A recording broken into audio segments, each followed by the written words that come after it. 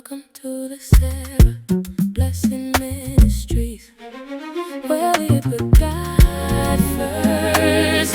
It's kingdom business. Come get with us. Sarah Blessing.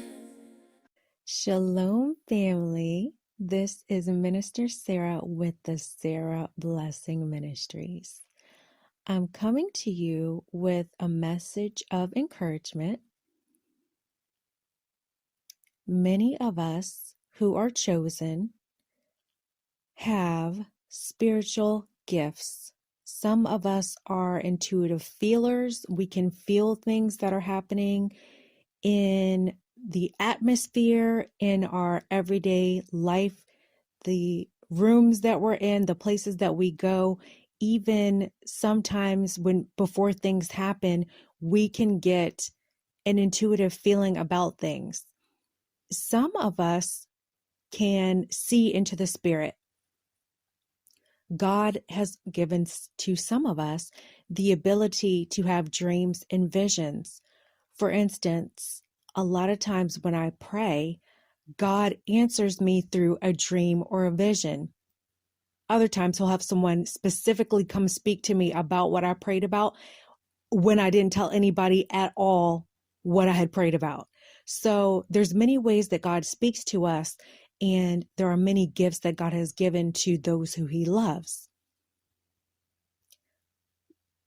I want to give you a warning, because if you're chosen, the chances are very high that you right now have a spiritual gift, even if you don't know what it is, and even if that gift hasn't been activated yet. When you return to the commandments and you start serving God, you get closer and closer to knowing and walking in and living in the reality of the spiritual gifts that God gave you from the beginning, the gifts that he originally intended you to have. You're able to tap into those gifts. And so the warning is, you will either need to have very strong assurance, very strong confidence in the gifts that God has given you, as far as that particular gift is for you and nobody can take it away. You either need to have that, or keep those gifts to yourself or the people that you know that you can trust. And here's the reason. Because we are living in a demonic realm. The 3D realm is demonic. It's run by Satan. And the people who worship Satan, whether directly or indirectly, if you're not serving God, you're automatically serving Satan. That's how that works. And so for the people who are not serving God and the people who are not chosen, they hate light, the light that is inside of us through the Holy Spirit. They hate it. And the light shines through us through our spiritual gifts. So the people who do not have those spiritual gifts, they hate those who do, because they can't possibly imagine or fathom how you're able to do what you can do. And it seems totally supernatural. We're like a whole alien out here in these streets, because we're able to do and discern things that people can't even fathom. They can't even imagine it. And so because they don't have this gift and they're not able to do it, they want to demonize it. They actually want to make us seem like we're the demons and like something is wrong with us because we have spiritual gifts. That's what they do. They will try to flip everything that's good. They'll try to flip it on you and make it seem like it's bad, or you shouldn't have it, or you shouldn't be able to do it. People will lie on your name. They will slander you, persecute you. They will ridicule you, belittle you, mock you. Anything that they can do to try to bring your energy down, to lower your vibration to where you're at a level where they can either control you, because what they want to do is, people who can't beat you, they want to control you. And the way that they do that is they will attack you until your vibration drops low enough to where they feel like you're on their level. Really, God's people, we're above everybody, because the word says when you serve God, you are better than the world. We are morally and physically and spiritually superior to the world when we serve God, God's people. He made us this way. This is why he put his spirit in us. The nation of Israel, the black people, the black Jews, God's people, the Hebrews, we are the only ones who carry the spirit of God. We are the ones who have the exact DNA of the Most High God, the only ones on the entire planet. And so through our light and our connection to God, we're able to flow in these spiritual gifts, and it's as natural to us as breathing. But to everybody else, it's a problem for them because they can't do it. And so you are going to have to decide, do you want to be okay with people attacking you and persecuting you and really ridiculing you because of your spiritual gifts? Or do you want to gatekeep? Or the other route is you can decide to pretty much keep your spiritual gifts to yourself until you know someone supports you or is able to handle what your gift is. That's going to save you a lot of unnecessary problems that you don't have to deal with because they can't attack you for what they don't know about. So this is just a light warning on how to handle that, because I had a situation where I was in a meeting and it has gotten to the point where everybody around me, they know that I serve God. Even if I don't say anything at all, they know it. It's in my energy. It's in my light. They know for sure that I serve God. And I never deny it, but I don't always come right out and say it just because I know we're in a demonic realm. And so it's at the point now where even when I go to regular meetings in the world, I'm talking about the most ordinary, regular type of place or meeting or whatever, I'm having conversations about my faith, about God, about the Bible, about the scripture, almost because it's almost to the point where I'm pushed to where I have to speak about it because people are inquiring about it to such a degree that I know that I can't deny it. And so I just have to come out and say it sometimes. So at one of the meetings I was at, they already know that I serve God. They know that I talk about scripture all the time. And so I actually mentioned that I prayed to God about something and he answered me through a dream and a vision. And the person that I told this to, the female that I told that to, she nearly died. I'm trying to explain how, okay, first of all, she is a heathen. She's Esau, Idumea, Edom, the enemy of God's people. So they definitely do not have the Spirit of God. And so the way that she responded is, what she did is she wrote down something about me where she tried to make it seem like I thought, these were her words. She tried to make it seem like I was some type of angelic being. Now, hold on for a minute. I know my role on this earth. I know that I was born into my humanness. And so when people come at me like that, when people speak to me in a way that's super spiritual, when I haven't actually said that to them in any way, I already know that they're coming with jealousy. I already know that. They're coming with envy. They're coming with jealousy. They wish they had what I have. And because they don't, they have to find some kind of way to make some type of backbiting statement or something against me. They find some kind of way to talk against me. And that's what happened. Now, it was definitely something I could handle. And let me tell you what God allowed me to do.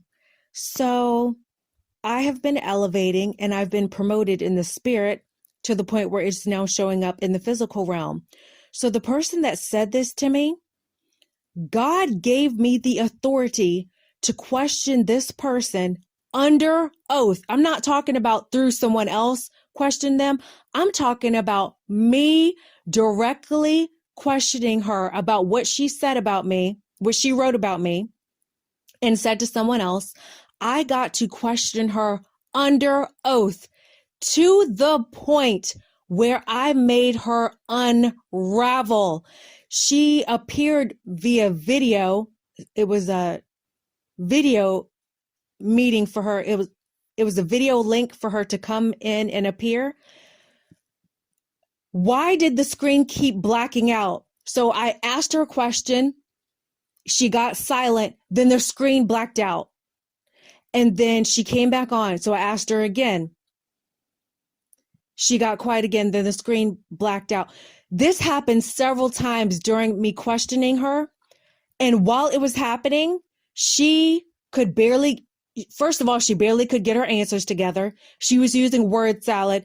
And for people who don't know, word salad is you use a whole bunch of words in one sentence. It don't make sense at all. You're just using random words and you're trying to make it sound like you're answering, but you're not answering. You're just throwing a bunch of words. Okay, it's hard for me to do because I speak directly. I'm very direct with my words and I'm very clear when I speak. So I'm trying to give you an example of what word salad is. It's like, if you ask somebody if the sky is blue, so let's assume that the sky is blue today. It's blue and clear.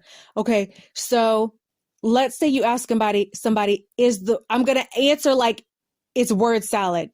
Is the sky blue? Well, there's different colors in the sky. There's white clouds, and then I see birds flying, and then there's wind, and then the other day when I was walking down, and then yellow, purple, green. That's word salad. It's like you just throw out random words that don't make sense. It's hard for me to do it because I talk really clear, but that's just an example. You just throw a bunch of irrelevant words that don't even make sense into a sentence. And the other thing that people will do is they'll use different sentences and just throw them together and it doesn't even make sense. She was doing stuff like that. So she was not answering my question directly at all. I had a whole series of questions. I must have asked her about 20 to 30 questions or 40. It was a bunch of questions. I mean, I kept going. One question was done. I had another. I just kept going. And this went on for like 30 to 40 minutes. Like there were so many questions that I asked her. She was unraveling. She was squirming in her seat. She was uncomfortable. The screen kept blacking out and coming back. She was losing her mind and she did not want to answer my question. She was using the most evasive tactics to try not to answer my questions. It was pandemonium. It was absolutely insane. And so God gave me the authority to question her under oath. She was doing so horrible with her questions. I was rapid fire asking her questions. It was just question after question after question. She would answer it with her word salad, then another. And the things that she wrote about me, I picked it apart line by line. I said, did you say? I ripped her apart every question. I was tearing her from limb to limb. To the point I was dragging her. Her dragging got drug. Like I was dragging her for filth. I tore her up. And at the end of it, I know she was dizzy. She was dizzy at the end. And she hated me even more than she hated me before. But I am telling you right now, the God that I serve has promised me that he will avenge me. And he will let me see the vengeance hitting my enemies. That was one example of me being able, because I let God handle it. I didn't do anything. So God put me in the position. He elevated me into the position to be able to question her under oath. But let me tell you the beautiful part about it. No matter how she answered it, most of her answers were lies. Almost everything that she said was a lie. Very few things that she said even made sense, and very few things that she said were even true. Most of it was lies. But what she kept doing up there, she wrote terrible things about me, lies, and she said the most evil things about me. And while she was up there, it was the nail in her coffin, because not only did she write terrible things about me, she also said them when she was up there. She was making little smart comments. Basically, she was trying to belittle me on certain questions. But what she didn't realize is that was the nail in her coffin, because I am the judgment.